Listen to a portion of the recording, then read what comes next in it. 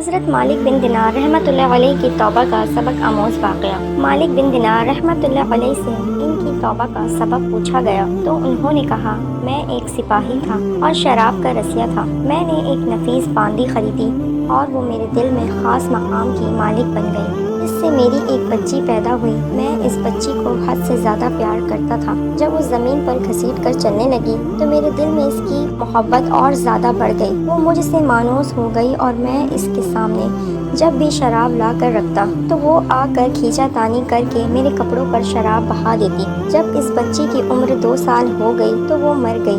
میرے دل کو اس کے غم نے بیمار کر دیا۔ پھر فرمانے لگے، 15 رمضان کو جمعے کی رات میں شراب کے نشے میں مدہوش تھا۔ میں نے عشاء کی نماز بھی نہیں پڑھی تھی۔ میں نے خواب میں دیکھا کہ سور پھونکا گیا اور قیامت قائم ہو گئی۔ مردے قبروں سے اٹھائے گئے اور تمام مخلوق کو جمع کیا گیا، جن میں بھی تھا۔ میں نے اپنے پیچھے آہٹ سنی، مڑ کر دیکھا تو ایک بہت بڑا اژدہا ہے، کالے رنگ کا، آنکھیں نیلی ہیں، منہ کھولے میری طرف دوڑا آ رہا ہے۔ خوف و دہشت کے مارے میں بھاگا۔ راستے میں ایک ستھرے لباس والے شخص کے پاس سے گزر ہوا۔ میں نے سلام کہا۔ اس نے جواب دیا۔ میں نے کہا، بابا مجھے اس اژدہا سے پناہ دو، تجھے اللہ تعالیٰ پناہ دے۔ وہ بوڑھا رونے لگا اور کہا، میں کمزور اور ضعیف ہوں اور یہ اژدہا زبردست ہے، یہ میرے بس میں نہیں، آگے چلو اور بھاگو، شاید اللہ تعالیٰ تیری نجات کی کوئی صورت بنا دے۔ میں آگے بھاگنے لگا اور ایک بلند جگہ پر چڑھ گیا۔ ادھر میں نے جہنم کے طبقات کو جھانک کر دیکھا، ان کی ہولناکیاں دیکھیں۔ قریب تھا کہ اژدہے کے خوف میں ان میں گر جاتا۔ مجھے کسی نے آواز دے کر کہا، یہاں سے آگے جاؤ، تم یہاں کے رہنے والے نہیں ہو۔ میں اس کی بات سے مطمئن ہو گیا اور وہاں سے واپس لوٹا تو اژدہا میرے پیچھے تھا۔ میں پھر دوبارہ اس بوڑھے کے پاس آیا اور کہا، بابا میں نے آپ سے درخواست کی کہ اس اژدہے سے میری جان چھڑواؤ، آپ نے کچھ نہیں کیا۔ وہ بوڑھا پھر رونے لگا اور کہا، میں ناتواں ہوں، البتہ اس پہاڑ کے پاس جاؤ جہاں مسلمانوں کی امانتیں ہیں، اگر تمہاری کوئی امانت ہو تو وہ تمہاری مدد کرے گی۔ میں نے دیکھا کہ چاندی کا ایک گول پہاڑ ہے، اس میں جگہ جگہ سوراخ اور روشن دان ہیں اور پردے لٹکے ہوئے ہیں۔ ہر روشن دان پر سونے کے 2 پٹے ہیں اور ان کے قبضے یاقوت کے ہیں اور آرائش موتیوں کی۔ ہر پٹے پر ایک ریشمی پردہ ہے۔ جب میں نے پہاڑ کی طرف نظر دوڑائی تو فوراً اس کی طرف بھاگا اور اژدہا میرے پیچھے تھا۔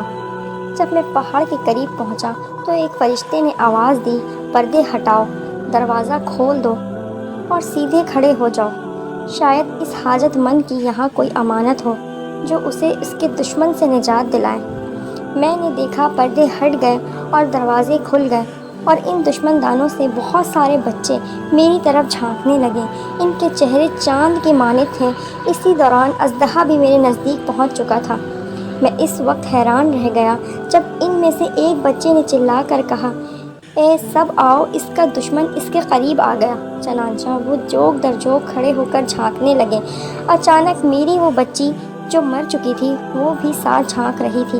جب اس نے مجھے دیکھا تو رونے لگی اور کہا، ہائے یہ تو میرا باپ ہے۔ پھر اس نے نور کے جھرمٹ میں تیر کی تیزی کے ساتھ چھلانگ لگائی اور میرے سامنے آ کر کھڑی ہو گئی۔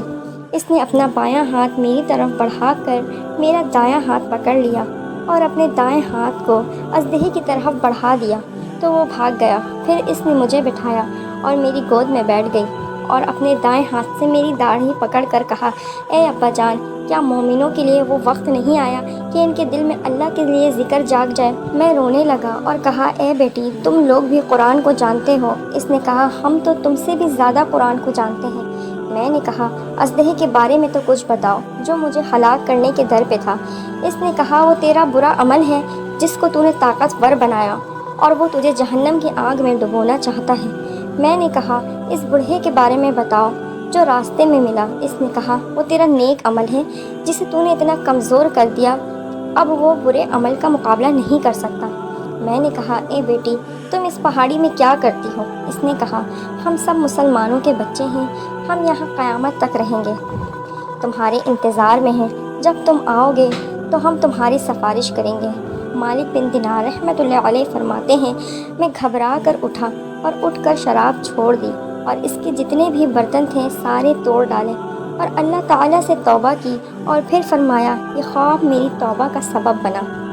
حاصل معلوم ہوا کہ اولاد اگر بچپن میں فوت ہو جائے تو مایوس نہیں ہونا چاہیے، بلکہ اللہ کی مرضی پر راضی رہنا چاہیے، کیونکہ یہی نابالغ اولاد آخرت میں کام آنے والی ہے۔ جیسے کہ اس واقعے سے سبق ملتا ہے کہ اللہ تعالی ہم سب کو عمل کرنے کی توفیق عطا فرمائے، آمین۔